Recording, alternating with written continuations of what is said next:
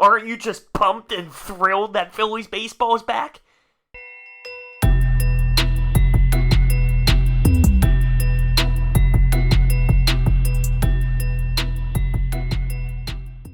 Well, nothing has changed. Pretty damn obvious, right? Nothing has changed as the Phillies lose 4-0 to the Washington Nationals in their first game back from the break.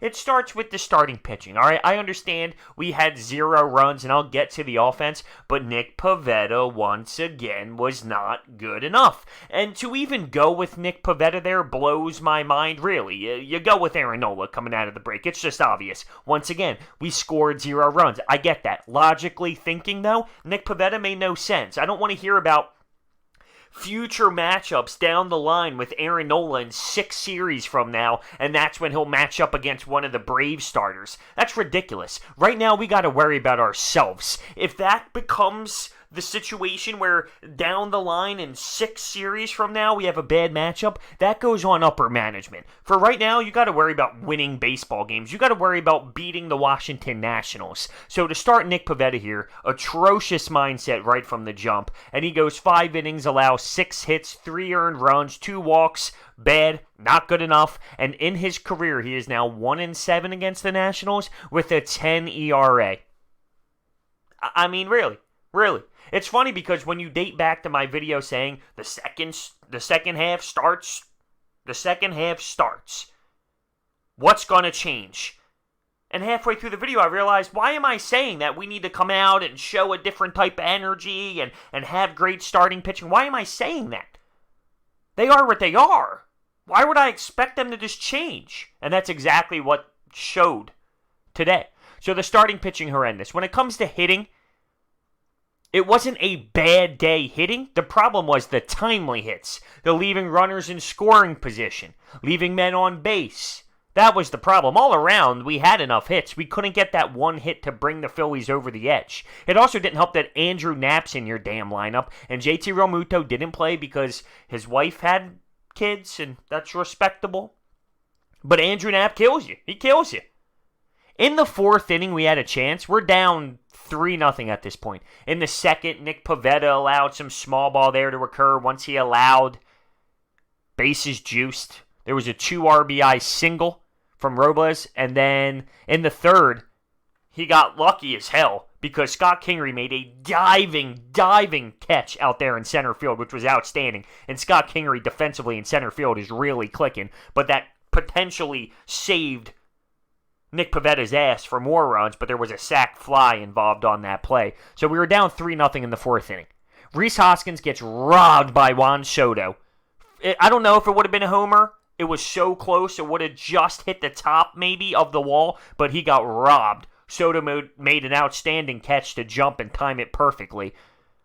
But after that, with Andrew Knapp up to bat, of course, full count, he looks at a strike. Backwards K, and that could have loaded the bases. But he looks at one. You can't watch one go down, man. You can't. You got to swing the damn bat. Now, eventually, he got his first hit in the 9th inning when it didn't matter for his first hit in 75,432 at-bats, I believe it was. He stinks. Roman Quinn went up to bat at one point in this game. I'm thinking Roman Quinn and Andrew Knapp up to bat in a game. I mean, really, are we going to win baseball games? Damn. Maikel Franco had 3 hits. He looked good. One thing that bothers me with Maikel Franco, though, and maybe I'm just fired the hell up right now, but when he pops up or he misses one, he pouts, he swings his bat towards the bench, he freaks out. Stop your pouting. Stop your bitching. You missed it, all right? Jog to first or whatever the case may be and move the hell on. He had a good day today, and if there's one thing to take away from this game, it's hopefully Maikel Franco can get going because he's very, very, very, very, very, very streaky. So to see him get 3 hits and make legitimate, solid contact with the ball, that's great. Hopefully he can build off that. But when he pouts, he swings, he pops it up, he throws the bat down like he's 6 years old. Come on, dude. It's the only thing that bothers me with Franco. But this game was weird. Speaking of solid contact, it was like Franco was the only one who made solid contact all night. These hits all throughout for both teams were bloopers, and it was just a weird game where the ball was falling in odd places around the diamond, but sometimes that's just the way the game goes. Hey, you're positive for the Phillies pitching. No home runs allowed. No home runs allowed. No home runs. Nick Pivetta didn't allow one. Who else went out there? J.D. Hammer, Alvarez, Garcia. They shut the door down. Suarez went out in the ninth to allow a 1 run in garbage time to make it 4-0. But speaking back to the offense, Maikel Franco had 3 hits, and Bryce Harper had 2 hits. Other than that, Scotty had a single, little things here and there. But that's how it went down offensively. Tomorrow, Aaron Nola on the mound versus Corbin. So we'll see how that goes. What's crazy is, hold on, let me get this straight. The offense couldn't get anything going, couldn't score any runs. The starting pitching only went 5 innings and allowed 3 earned runs. Okay. So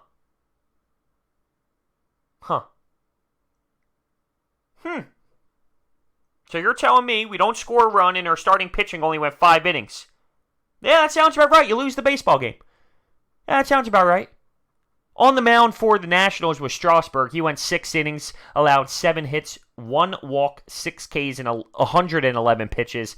It's funny because at one point throughout this game, it looks like the Phillies were going to be able to actually knock him out due to a high pitch count, but he battled his way through 6 innings. I mean, he continued to go. At one point, they actually took him out of the game, allowed someone else to go up on deck, and faked out the Phillies pitching, used a little mental side of the game. Maybe so. I believe J.D. Hammer was up at that point, maybe to try and scare J.D. Hammer into throwing a different pitch to who was up because he thought a pinch hitter would be up instead of Strasburg. But then he ended up going back out there on the mound. So they tried to use a mind game against a younger pitcher. I'm just fired up, though, at the end of the day. You don't see Phillies baseball for so long. You're finally excited. Citizens Bank Park was, crazy, right? Packed. Fireworks after the game. Insane amount of people. The Phillies are going to lose the fan base. I mean, that was part of the titled video that I made before this game. I believe the video went up yesterday about the Phillies' second half. This is their chance to keep the fan base. This 7-game stretch. And guess what? We start out with a fat L. 0-1. 0-1. It's unbelievable. I mean, the team is what it is. And huge news by Andy McPhail here. They're not going to sell the system. Because they know, realistically, where they stand. They're not ready to win a title. They're not ready to win a World Series. Why would they sell? Why would they sell their system? You know what? I don't blame them. I know a lot of fans might be mad that they don't make certain moves. I respect it. As much as you want to be aggressive, you also have to be smart. We're not close. Don't lie to yourself. We're not close. So don't waste your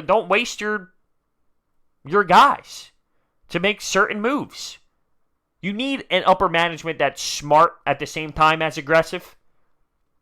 I'm not selling certain pieces, even though I don't trust our system to begin with that they're even good, but at the same time, they're leverage. So, for what it is, be on the lookout for what we do during the trade deadline, because you have Andy McPhail literally coming out and stating, we're going to have to look at this closely and value what's important here and value what kind of move we're going to try and make. Because we're not as close to where we thought we would be. Which is literally unbelievable. But guess what? That starts with starting pitching. I know everyone wants to attack the offense, and deservingly so at times. But for me, where we are right now all comes down to starting pitching. I mean, hell, think about it. You have Jake Arrieta with a bone spur, and he's going on Sunday. Why? Because you don't have anyone else to throw. That's our best option for that day. Yeah, guy with a bone spur in his arm.